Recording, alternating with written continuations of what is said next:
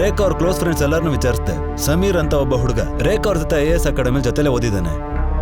Recent times ಅಲ್ಲಿ ರೇಖಾ ಅವ್ರ ಜೊತೆ ಅವನೇ ತುಂಬಾ ಕ್ಲೋಸ್ ಆಗಿದ್ದಾನೆ ಸರ್. ಬಟ್ ಅವನ ಬಗ್ಗೆ ಬೇರೆ ಇನ್ಫಾರ್ಮೇಶನ್ ಏನೂ ಗೊತ್ತಿಲ್ಲ ಸರ್. 15 ದಿನಕ್ಕೆ ಮೊದಲು ಸಮೀರ್ ಅವ್ರ ಅಪ್ಪ ಅವ್ನು ಕಾಣಿಸ್ತಿಲ್ಲ ಅಂತ ರಾಮಾಪುರದಿಂದ ಬಂದು ಕಮಿಷನರ್ ಆಫೀಸಿಗೆ ಕಂಪ್ಲೇಂಟ್ ಕೊಟ್ಟಿದ್ದಾರೆ ಸರ್. ಅದಕ್ಕೊಬ್ಬ ಲೋಕಲ್ ಯೂಟ್ಯೂಬ್ ಅವನು ಹೆಲ್ಪ್ ಮಾಡಿದ್ದಾನೆ ಸರ್. ಅವನು ಯಾರು? ಅವನಿಗೂ ಸಮೀರ್ಗೂ ಏನ್ ಸಂಬಂಧ? ಅವರಿಬ್ಬರ ಮಧ್ಯೆ ದೊಡ್ಡ ಕಾಂಟ್ಯಾಕ್ಟ್ ಎಲ್ಲ ಏನಿಲ್ಲ ಸರ್.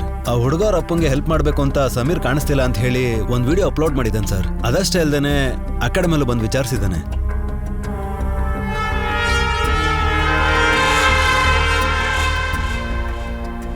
ನನಗೆ ಯಾಕೋ ನನ್ನ ಮಗಳ ರೇಖಾ ಡೆತ್ತಲ್ಲಿ ಸಮೀರ್ ಕೈವಾಡ ಇದೆ ಅಂತ ಅನಿಸ್ತಾ ಇದೆ. Let's do this. ಆ ಹುಡುಗನ ಬಗ್ಗೆ ಫುಲ್ಲಿ ಎನ್ಕ್ವೈರ್ ಮಾಡಿ. Yes sir. ಸೀದಾ ಅವನ ಊರಿಗೆ ಹೋಗಿ ಅಕ್ಕಪಕ್ಕ ಎಲ್ಲ ವಿಚಾರಿಸಿ ಲೋಕಲ್ ಪೊಲೀಸ್ ಸ್ಟೇಷನಲ್ಲಿ ಅವನ ಮೇಲೆ ಏನಾದರೂ ಕೇಸ್ ಇದೆಯಾ ಅಂತಲೂ ನೋಡಿ. Okay sir. ಮೇನ್ಲಿ ಅವನ ಫ್ಯಾಮಿಲಿಯವ್ರನ್ನ ಇನ್ ಡೀಟೇಲ್ ಆಗಿ ವಿಚಾರಿಸಿ. ಓಕೆ ಸರ್, ಇವಾಗಲೇ ಹೊರಡ್ತೀನಿ. ಅಲ್ಲೇನಾದರೂ ಸಪೋರ್ಟ್ ಬೇಕು ಅಂದರೆ SP ನ ಕಾಂಟ್ಯಾಕ್ಟ್ ಮಾಡಿ, ನಾನು ಮಾತಾಡ್ತೀನಿ. Sure sir.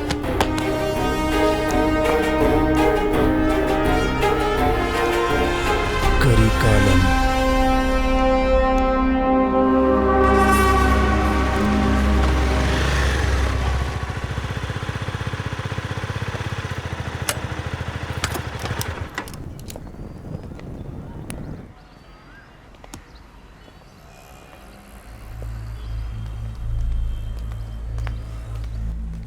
ಅಣ್ಣ, ಹಾಂ, ಒಂದು ನಿಮಿಷ ಬನ್ನಿ. ಏನಪ್ಪ? ಯಾರು ನೋಡ್ಬೇಕು? ಇಲ್ಲಿ ಉಳ್ಕೊಂಡಿರೋ ಹೆಲನ್ನ ನೋಡಬೇಕು. ಯಾವ ವಿಷಯಕ್ಕೆ ನೋಡ್ಬೇಕು?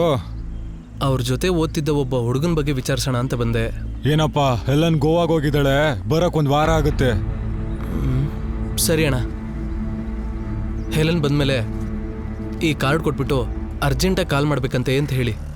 ಸರಿನಪ್ಪ. ಥ್ಯಾಂಕ್ ಯು ಅಣ್ಣ.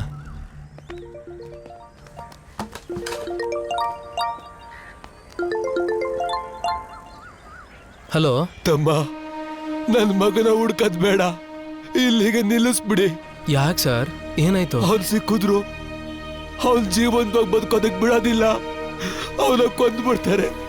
ಯಾರು ಸರ್ ಹೇಳಿದ್ದು? ಜೊತೆಲಿ ಓದ್ತಿದ್ದ ಪೊಲೀಸ್ ಆಫೀಸರ್ ಮಗಳನ್ನ ಕೊಂದು ಅಪ್ಸ್ಕೊಂಡಾಗಿದೆ ನಿನ್ ಮಗ.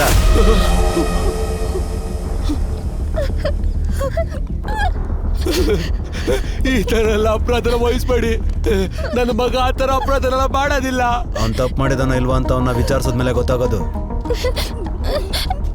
ರೈ, ಒಳಗಿದಾನಂತ ಚೆಕ್ ಮಾಡ್ರಿ. ಸರಿ ಸರ್.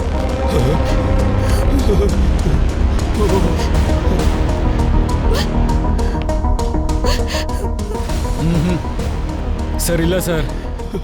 ಯಾರು ಇಲ್ಲ ಸರ್. ಇಲ್ಲಿ ನೋಡಿ, ನಿಮ್ಮ ಮಗ ಫೋನ್ ಮಾಡಿದ್ರು ಮನೆಗೆ ಬಂದ್ರು ನನಗೆ ಸರೆಂಡರ್ ಮಾಡಿಸ್ಬಿಡಿ. ಇಲ್ಲ ಅಂದ್ರೆ ಅವನ ಜೀವಂತವಾಗಿ ನೋಡೋದಕ್ಕಾಗಲ್ಲ. ಇದನ್ನೆಲ್ಲ ಕೇಳ್ತಿದ್ರೆ ನನ್ನ ಎದೆ ನಿಂತಾಗುತ್ತೆ ಕಣಯ್ಯ. ಅವನು ಸಿಗದ್ ಬೇಡ, ಅವ್ನು ಎಲ್ಲಾರು ಜೀವಂತವಾಗೇ ಇರ್ಲಿ, ಅವನ್ನ ಹುಡ್ಕೋದ್ ಬೇಡ. ಸರ್